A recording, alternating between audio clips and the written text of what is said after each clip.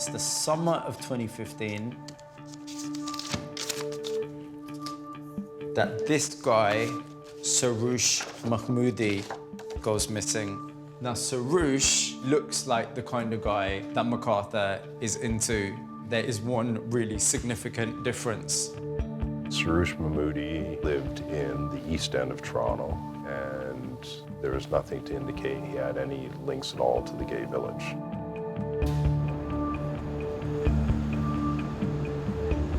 With the police unable to connect Souch to the gay community, could it be that 5 years into his killing spree, MacArthur changed tack and started hunting down straight men?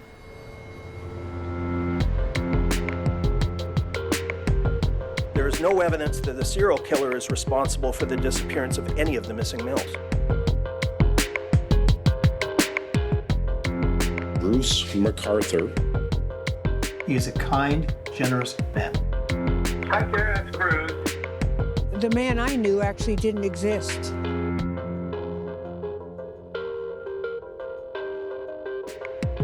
Yesterday afternoon, human remains were located at one of the first digging sites.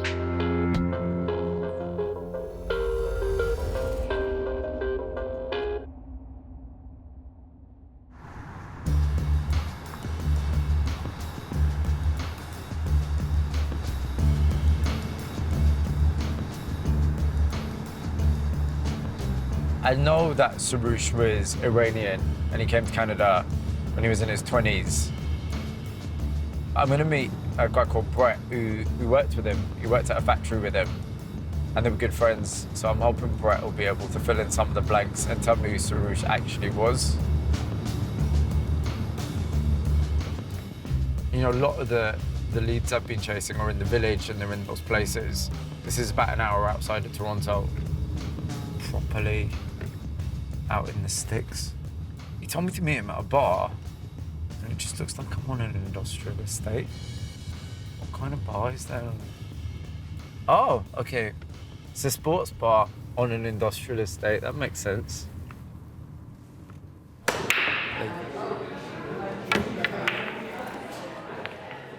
There we go. Yeah. Is that him? That's him there, enjoying a Budweiser. This was his first ever camping trip here since being in Canada. Is he chopping up a tree? Yep. I swear, that's like the most Canadian thing you can possibly do. Yeah, he fit right into the lifestyle here. After work, we would play pool, have beers and wings, and, you know, just hang out. What did he tell you about his life outside of work? He lived by himself, you know, until he met his wife, and it was shortly after they got married that he moved to Toronto. Did you ever end up meeting his wife? I did meet her, yeah. Okay. No, I was at his wedding. They strike you as being in love. Oh, very much, yeah. So you don't really get the impression that he was living some kind of double life? I had never known him to be with another man. I mean, in the factory where you work, how would people have responded if he did come out as gay? Yeah, I don't know. I mean, around here that, you know, I'm sure there's, you know, few people that still, you know, don't accept it, but wouldn't have mattered to me. Well, I would have supported him.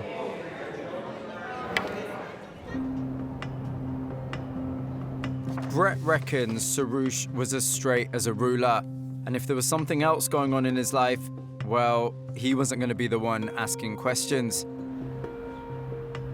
Hank at Toronto Police said there was nothing to link Souch and the gay village either. Thing is, Souch wasn't a complete unknown to the cops. With Souch Mahmoodi, there's so little information about him anywhere, but I have got my hands on his criminal record. And it's not lovely. There's an assault 2 years before he met his wife. This could be a really important lead because this other document that I've got, it says the name of who he assaulted, and it's clear as day, it says it there, Sarah. A few dozen cold calls later, I found the right Sarah. Turns out, she was Souch's old girlfriend. Not only that, but she's a trans woman.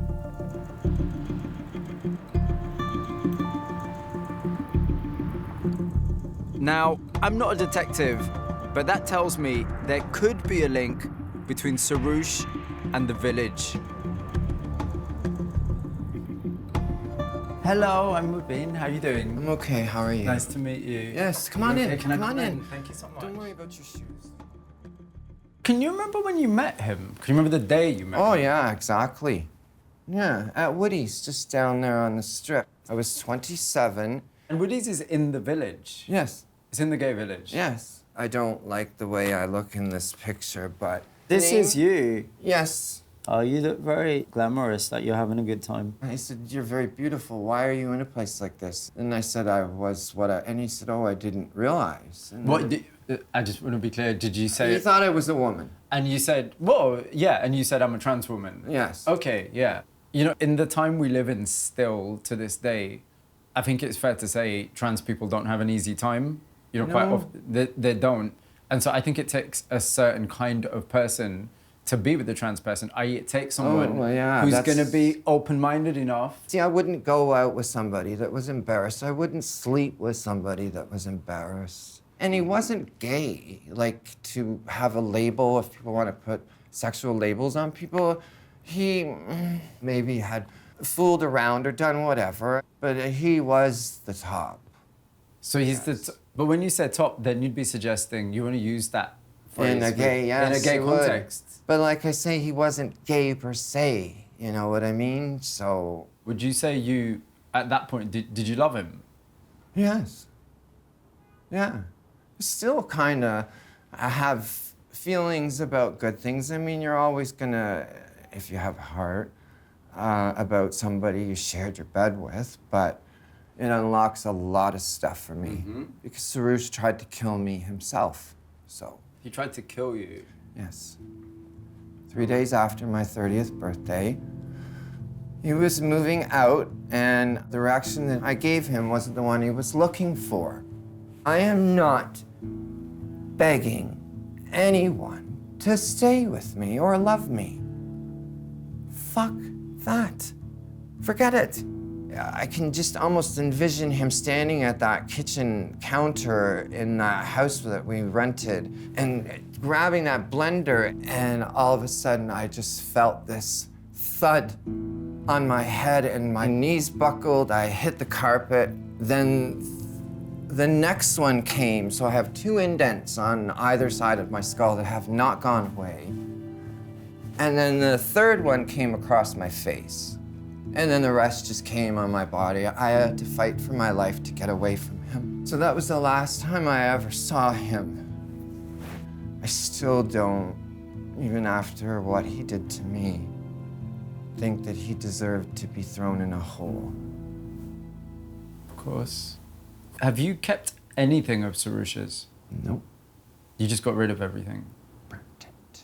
You burnt it. Burnt it. There is a picture. Can I see?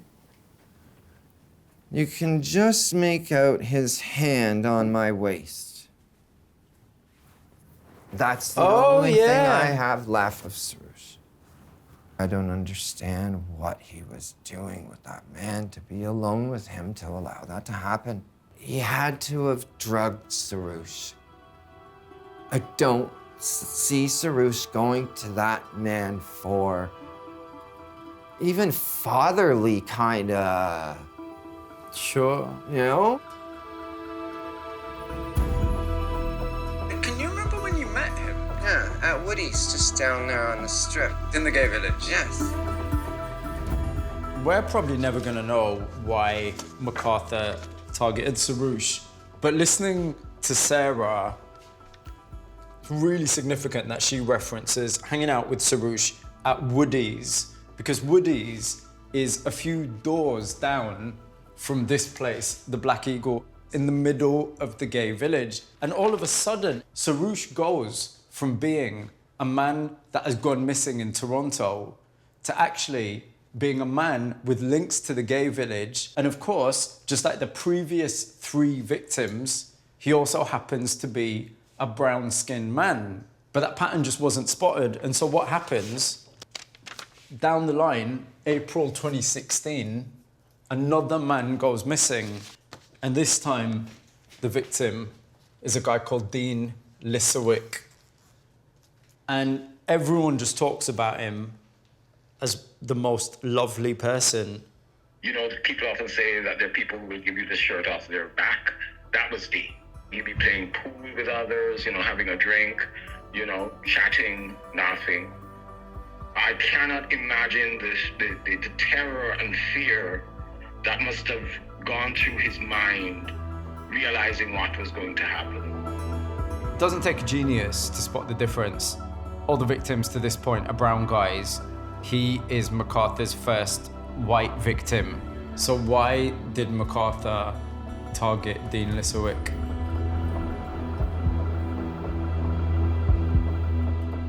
A lot of people lost touch with Dean before he went missing. Those that did know him told me he was spending time downtown in a gay sauna. So naturally, that's my next stop. I know about these saunas. They're not to make your skin look nice. They're not that kind of sauna. It's about sex. It's about hooking up with people. And the idea is everyone's meant to be up for it. It can be pretty anonymous. There's not that much talking. You just get down to business. It's also not the easiest thing to film because I don't know where I'm going to stick my microphone because nobody put it under your shirt.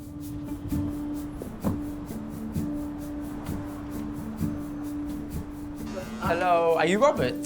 Hello, nice to meet you. I'm Mubin. How are you doing? Are you all right? I feel a little bit overdressed. So is it busy today? We've got about 32 right now. Okay, 32 for a cold Tuesday afternoon is pretty good going, isn't it? Pretty good. All right, there's your room. That's me. Can I get changed in that? Yes, you can. Okay. If I get scared, I'll come and find you. Okay, you won't be scared. I won't be scared. I'll be fine. Thank you so much. We're gonna have to turn the light up. Is that the light? Oh. Okay, there you go. Thank you. All right, see you in a bit. See you later. Thank you.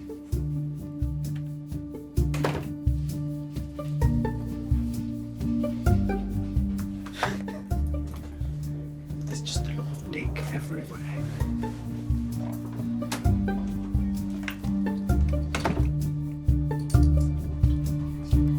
Hello. Hello? Oh, someone just ran off around the corner. Sorry to bother you. Could I speak to you on camera? No, no problem. Don't worry about it. That's fine. Could I speak to you on camera? No. No? Could I speak to you? No one wants to chat to me. Everyone just ran away from me. I knew the young kid and Dean? yeah, Dean. Did you know Dean? Yes, I knew Dean. Oh, okay. How did you know Dean? I knew Dean from around in the bathhouse. I think we smoked a joint together or something like that. It's not only about sex here. It's about communication. Want some ice on your nuts? I'm all right, thank you. Hello. You know, with the guys that Bruce targeted, did you ever meet any of them? Did you know any of them? I knew Dean. I just knew him from around on Church Street, and we used to be a bar called Sneakers, which is where I first met him. And he liked to party as well, so he went overboard quite a few times, from what I know. Did he strike you as particularly vulnerable in any way? Well, yeah. Anyone who's like any sex worker is vulnerable. Any sex worker? Oh, okay. He was a sex worker. Yeah.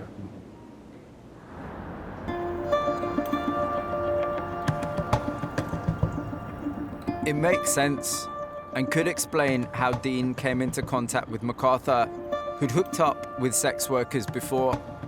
I wanted to find someone who could talk about that part of Dean's life. Layla Legend is a sex worker, and more importantly for me, she knew Dean. You feeling okay? Yeah, okay. That's one way, this is the left, okay. How's driving for you? Yeah, here? So you guys obviously do it on the other side. Yeah. Which is a bit different. But I've been here for long enough now, so I'm getting used to it. How did you know Dean? Dean had a crush on me. He used to follow me around the corners. I kind of had a crush on him too a little bit. But Dean, yeah, he was good looking though too. Mm-hmm. Do you remember when he went missing? Honestly, it didn't. I never heard that he was missing. I never even heard he was missing. No. Oh, really?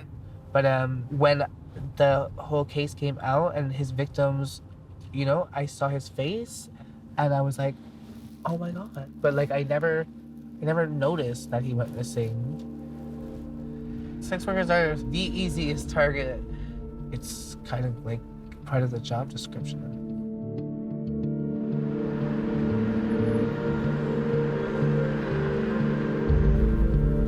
Dean isn't the only friend Layla's lost.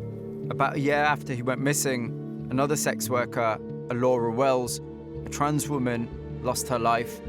Many say in suspicious circumstances.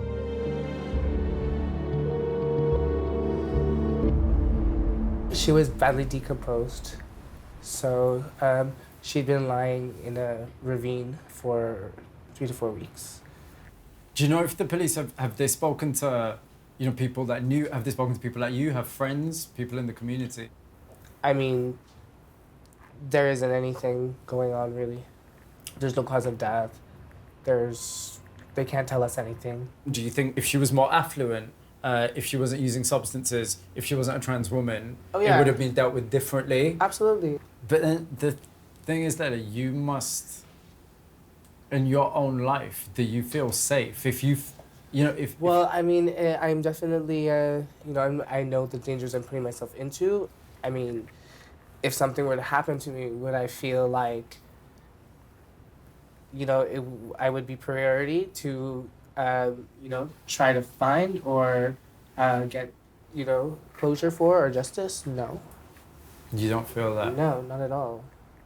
I mean, every single night could be your last.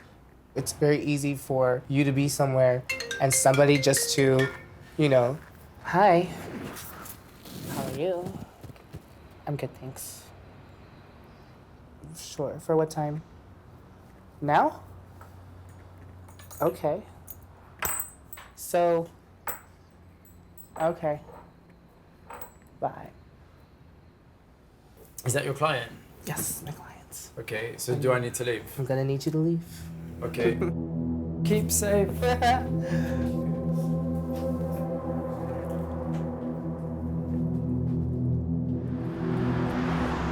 I checked in with Layla later, and she was fine. But it made me wonder, was anyone checking in on Dean?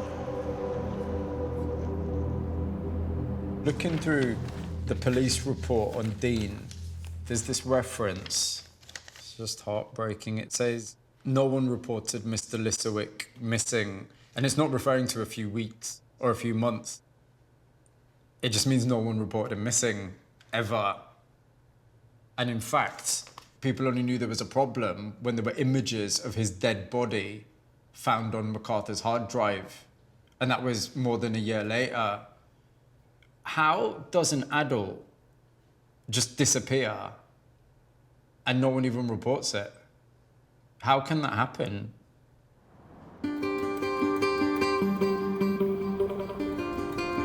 Hello, how you doing? Good. Nice to meet you. Hey, who's this? This is Cooper. Hey, Cooper. Oh, come down. Cooper's excited. Getting hold of anyone that knew Dean well was a mission, as if he was fading away even before he went missing. But then I found Jeff. This was my place right here, top floor. So how long were you here? 13, 14 years.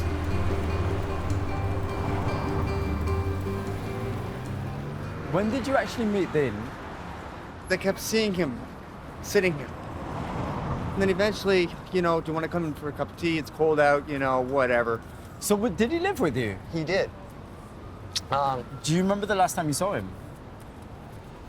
The day he came to my backyard, the back door, he says, Jeff, if I don't come back, something's... And he did. He warned me something is wrong. He told you that... He told me. But I didn't think. Did he tell you where he was going? No. But you see, this was the hardest part with Dean. Because you see, this is the reason why I didn't report him missing, is because he would take off for a couple of months, and you wouldn't hear from him. And then a couple months later, you would hear from him. Of course, I'm not gonna know you're missing. Do you know how Dean came into contact with Bruce MacArthur? I think it was all about, I got this much, do you want some crack, do whatever you want. Dean was seeing Bruce because Bruce would give him substances. Is that what you're suggesting? Oh, God, yeah. He was addicted to that crack. He was using a lot of crack. Do you know how he was paying for that? Sex. Was Dean part of that scene? Was he using crystal and GHB? Was he in the chemsex scene? Well, yeah. I have a funny feeling that that's how he killed him, was through the G. It's the first time I'd heard MacArthur may have used GHB, but it's just a theory. Was it really part of his serial killer toolkit? For months, I've been hearing about a local legend called Sean.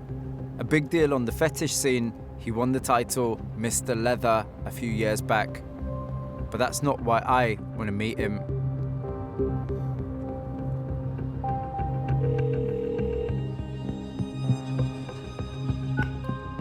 The story goes, Sean hooked up with MacArthur in July 2017, just a month after the 8th and final murder. Sean, Hi. I'm Mubin. How you doing? Nice to meet you. Really nice to meet you. How are you? Are you I'm good. all right? I'm Thank good you today. for having me. This is really nice. Can you tell me about the first time you had any kind of contact with Bruce? It was all on 3 different apps over three years, maybe longer. And it was just like, oh, we should hook up sometime. And then when you saw his picture, was he your type? What appealed to me about his profile was he was experienced with bondage. He was which is an area I have no expertise in, but I've always wanted to sort of experience that surrender and giving up control. Is that his profile? Yes, it Can I is. take a look? Yeah. Silver Fox, Leather Daddy, Toronto. This is the part you want to read, though. Like to find a guy's buttons and push it till you can't take any more. Like to push a guy's limits so they go over the edge. I didn't take that as anything other than like someone throwing a gauntlet down and saying, okay, here's a challenge. Into long sessions to see how much you can take. I can still see reading it today why I was interested, but like reading stuff like till he can't take anymore now means like till they're dead. like these things have. He looks like a regular guy though, doesn't he? The day you decided to meet him, did you have a plan in terms of where you were going to go and what you were going to do? He picked me up. We drove up to his place. He put his hand on my knee when I first got into his truck. And then I'm one of those people that has to fill silences. So the first words out of my mouth were, so there's a serial killer in the neighborhood. I wonder who it is. And then he wasn't saying anything back to me, so I just kept talking. So it must have been in the forefront of your mind. Well, yeah, and there was one other incident later on in the that played out where I brought the GHB that he knocked me out with. I handed it to him. I said, just do 1 cap. I said, don't do 2 because that will put me to sleep. And then the next phrase I said was, if you were the serial killer, this would be the drug you'd want to use. And I handed it to him and I went to the bathroom. He made my drink. I drank it. Then we went into the bedroom and we started to play a little bit. Meanwhile, I'm starting to sweat profusely, which is a sign. You're going to pass out, then nothing. You were out cold? Yeah. When I came around, I saw him standing looking at me. And I was like, oh. But he never made any reference to, like, I had lost 20 minutes. I took it as a bad date. So that was the last time you saw Bruce? Yes. That was, until I saw him on the news. So when did the police get in touch with you? It was the female detective who helped me through the whole thing. And she just said there was an image. He had put a hood over my head, duct tape over my eyes. He had handcuffed my one hand behind like this, and it had his hand over the pipe. And it was jammed up against my throat, and he took a photograph. So that, for me, all happened during the 20 minutes. As I said, how close was I to dying? And her eyes welled up with tears, and her voice cracked when she said, I'm just really glad you're here today. And when that cracked voice set all the hairs on the back of my neck up, and I thought, holy fuck. Okay, all right, thank you Bye, so much. thank you so much. Take care, look after yourself, all right? Take care, bye-bye. Bye.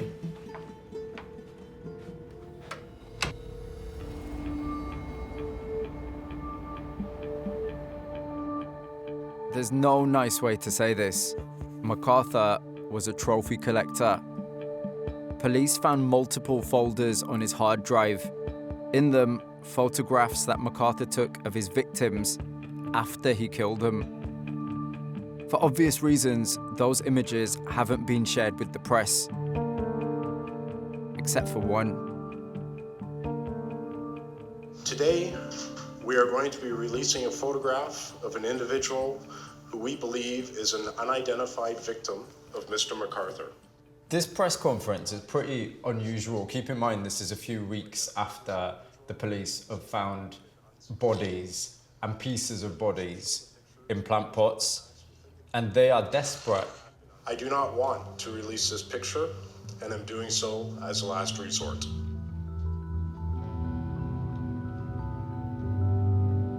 I've never done this, and I do it with great hesitation. But releasing this photo gives police hundreds of tips.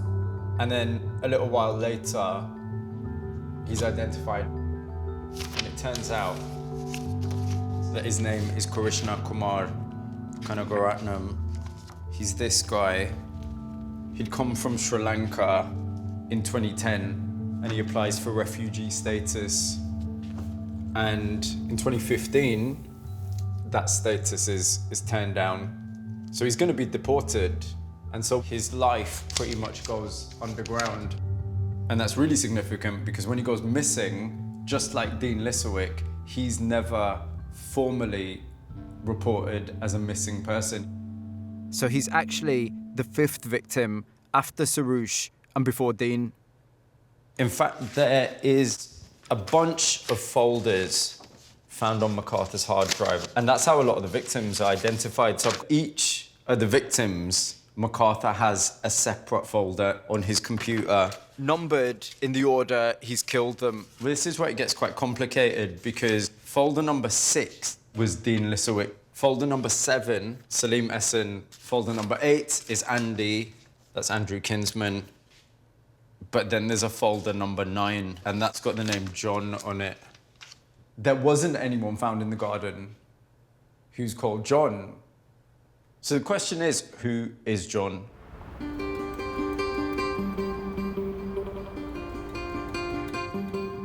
That's a hard question to answer, considering the thousands of people who are reported missing in Toronto each year. Like any city, there are people here who live in the shadows, calling doorways and park benches home. Hey, Mita. I'm Rubin. How are you doing? It's nice to meet you. That's why I'm seeing Mita. She works with homeless people in the city. So I've got these, and there's a heavy suitcase in the back. Should I grab the heavy suitcase? Yes, please. I've got blankets, scarves, hats. Hang on, I've also got like a suitcase stuff. I don't know what's in it. Good morning. This was How are you? From my mom and her neighbors. Oh, I found a pair of black gloves. There's a pair of black gloves for you. Hey, you don't want that Not hat, that do you? one. No, I agree. It's cute, but you don't want it. Mita knew 4 of the victims from the gay scene: Skandar, Basir, Dean, and Andrew. So there's a good chance that if someone goes missing from the village, it's going to be on her radar. Did you ever have any dealings, or did you ever meet Bruce? Yes. You met him? I stood next to him at the AIDS vigil. Oh, really? Was there any kind of vibe about him? None. Nothing. There was zero. And I'm pretty good at, street safety, at having that second sense of danger, of this doesn't feel comfortable. There was nothing. Nothing. And there are so many vulnerable people that disappear that it's anybody's guess what he's responsible for. Alarms don't go off. Not down here, they don't. Do you think there might be other victims then? Absolutely. There's a friend of mine from high school who's missing, and his sister contacted me, and everything matched up with everything we knew about Bruce MacArthur. Good. Did you say he's got a sister? Yeah, my friend John. Yeah, Yes. So it's John that went missing? Yes. Do you think John's sister would speak to me? Absolutely. Her name's Judy. Judy Riley. I'll put Can you you put me in with touch her. with Yeah. her? Yeah, absolutely.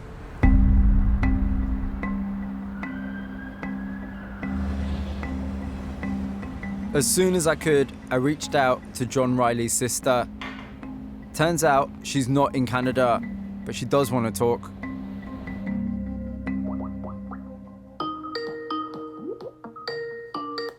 Hey, Judy, it's Mubin. How are you? Good, nice to meet you. Judy, thanks so much for doing this. Where in the world are you? I'm actually on a little island called Lanai. It's part of the Hawaiian chains. That's really good. Yeah. I'm jealous. Tell me about John. What was he like? John is amazing. He's the quintessential big brother. He's very, very outdoorsy. Loves to climb, loves to hike. It's hard because the tense, when I speak about him, I try to keep it in present tense because he is missing. Of course. When's the last time you saw him or spoke to him? So he disappeared April 26th of 2013. So He sorry. left a note. Oh, what did the note say? The note says, going to Toronto for a couple of days. Mm-hmm. He said that he was meeting someone in Toronto for a job. Do you know what areas he was staying or where he was staying? Yeah, he stayed at the Y. Do you know what area the Y's in? Yeah, it's right in Gay Village. Do you think he might have been gay? He's gay. I don't believe so, and I believe that if he was gay, he wouldn't have to hide that from me. I mean, it does sound odd, but he really enjoyed people watching. He loved going to coffee shops. Tell me about the coffee shops. Are there particular ones that he really liked? Yeah, there's one he always went to, only one. What's the It's name? right on Church Street. It's the Second Cup, and it's the same one Bruce MacArthur went to. That was his favorite coffee shop. Yeah. Do you think you just mentioned Bruce? Did you say I know John was very outdoors. Did he do landscaping? For example, if there was a landscape gardener that was looking for an extra pair of hands, would he have done that kind of work? Oh, sure. Like at first I didn't see any correlation with Bruce MacArthur whatsoever. But the moment I found out he was a landscaper, and as I started to put these pieces together, I was in full-blown panic mode. I just want to know, and this is difficult, but is there anything that you think would have made your brother vulnerable? Yeah, he's not suspicious of people. He's very trusting, a bit naive, I would say. The more I learned about Bruce MacArthur and just, the older Santa Claus man, that's the part that had me quite alarmed. Yeah, is there any kind of theory from the police about what happened to your brother? No, the extent that they have investigated John is they did look at his computer and they didn't see a direct connection with Bruce MacArthur. They didn't see emails or messages. That's specifically what they were looking for. And then he sort of wrapped it up by saying there were 9 folders on the computer. You're talking about Bruce MacArthur's hard drive. Yeah, that's how they had been organized, by victims. And that's why they believed, because of the nine folders, and I guess the last one was labeled John, but he said it wasn't your brother. Do you know what they found in that folder? He said it was the person that was the last person that was tied up in his apartment. I know this is really difficult stuff to speak about, so I really appreciate you putting this time into it. Thank you, Judy. Thank you so much. Take care. Hey, enjoy Toronto.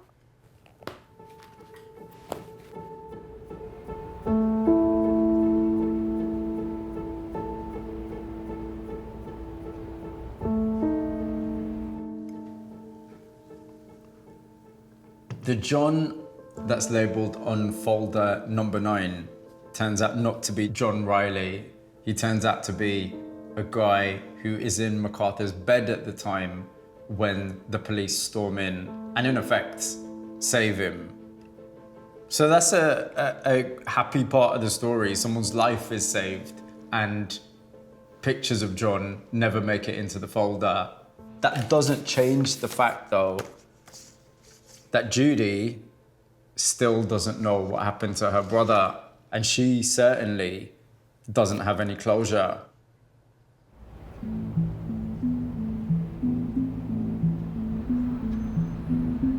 John Riley isn't the John in folder number 9, but that doesn't mean MacArthur's out of the equation. Hello! I spent a long time asking if anyone in the village remembered anything about Judy's brother. A few days and a lot of dead ends later, one contact boomeranged back. Hello? Hello, is that Dee? It is. Hello Dee, this is Mubin calling. Thank you for agreeing to speak to me. So did you know John at all? I met John once in the village at the Second Cup coffee shop, which is on Church Street, and he was on the patio with Bruce MacArthur. He looked out of place. He seemed to be uncomfortable. He was very shy. Bruce MacArthur was very animated, very loud, and they were talking about how they had been doing landscaping together. Bruce MacArthur, and John had been doing landscaping together.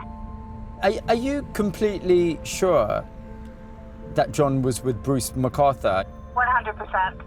I wouldn't have called the police if there was any doubt in my mind. So the police actually reached out to you as part of the investigation? Yes, exactly.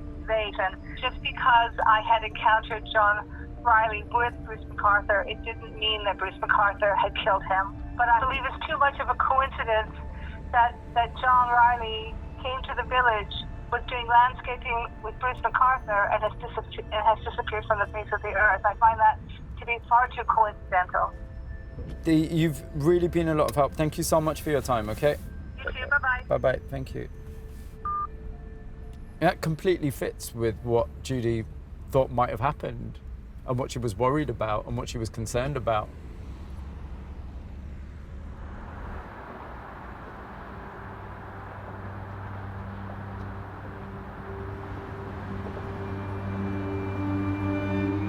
If John Riley worked with MacArthur, there's a real chance that one of his gardening clients could have seen them together.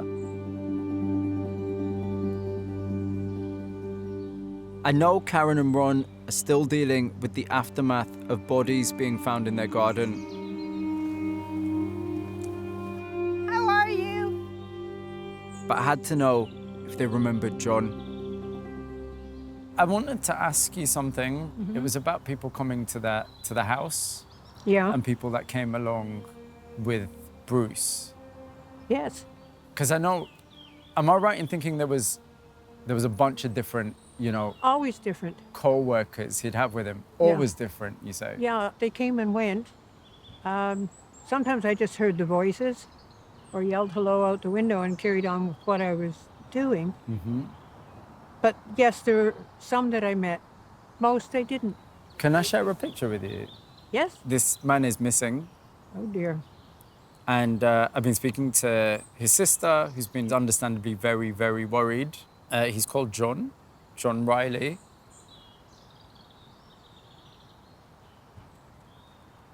I don't think so. You don't think you ever saw him? No. Not that I remember, no. Before I left, Karen had something she wanted to share. Still trying to process all those bodies being buried in her garden, she's making a podcast about what she went through. The opening episode is about her relationship with MacArthur, someone she used to call a friend. As prep, Ron dug out an interview Karen did with MacArthur years ago. Back then, it was a bit of fun. It's Christmas time, and he's just started his new job as a shopping mall Santa Claus. Here we go. Bruce Santa.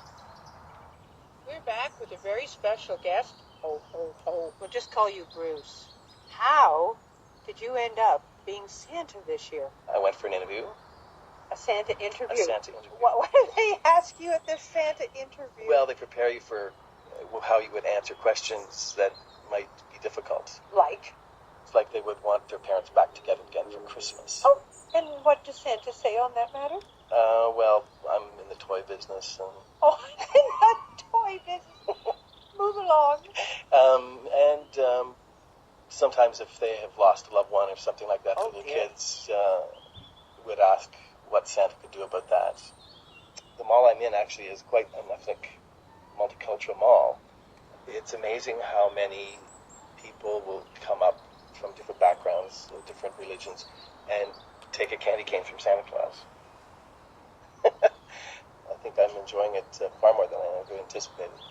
Yeah. It has been so much fun. Yeah, Merry Christmas, Merry Santa. Christmas to you too, and to all those listening. Thank you. Have you played that to anyone else? No, you're the first person. What, just Ron and I? No one else has heard it. Is it difficult to listen to? Yeah, going back to the dark part of how it all turned out. I mean, you would never think, would you? A guy like that could be threatening. There's just humanity and empathy there. That's right. That's what we saw for over 10 years. And you think at some point, well, maybe he just never thought he was going to get caught. There are some times, particularly when I'm in the yard, when I think about the men, I think about their last few minutes. I mean, when they realized he was killing them.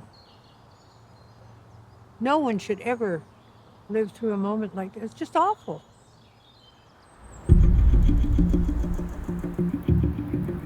Today, Bruce MacArthur is serving life in prison. From what I've heard, police don't think he was involved in the disappearance of John Riley. I need to know why. Hank, hello. How are you? I'm really good, thank you. How are you doing? Before leaving, I have to meet Inspector Hank Kinsinger. Thank you again for taking the time to see me. The first thing that I really wanted to ask you was, are you still speaking to Bruce? Are there still question marks over other possible victims? I think there will always be question marks about other possible victims. John Riley? Yes. I've been speaking to his sister, Judy. Has anything moved with that investigation? Mr. Riley disappeared in 2013, and we know MacArthur was logging his victims from 2010 onwards. Could he have had something to do with John Riley's disappearance and not logged his activity? I don't think so, no. We have had discussions with Mr. MacArthur post-conviction, but he's a bit of a manipulator, and if there is something out there, he hasn't told us about it. And maybe that's because there is nothing else out there, or maybe that's because he chooses not to tell us about it. So whether that changes in the future or not is really up to Mr. MacArthur.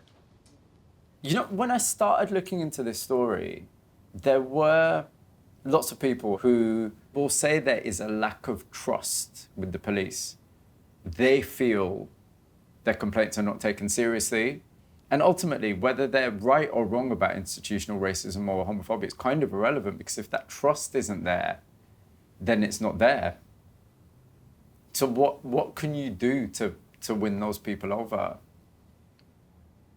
I hate walking down Church Street and thinking that people there don't like me because of what I do. I'd much rather walk down Church Street and it happens and people come up and they chat and they want to be friendly. Now, we could talk for hours about historic events that have happened between the gay community and the police, where I look at it and say, yeah, I wouldn't trust that institution either, right? If I had been on the receiving end of that. There definitely was information out there that was never provided because of that lack of trust. And there's a lot of officers out there doing a lot of good work to try and bridge those gaps.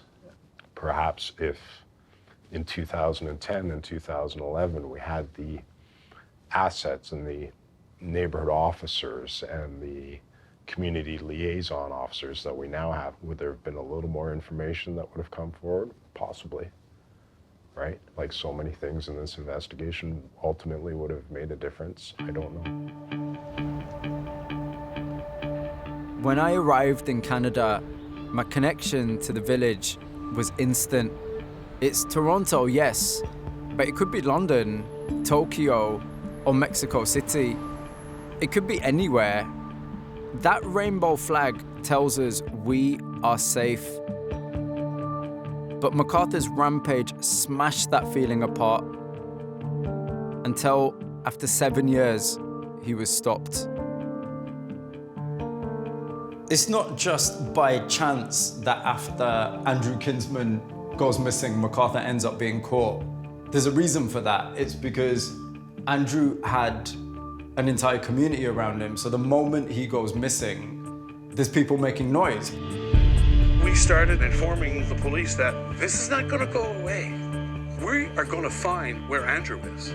Whether you're going to help us find him or not.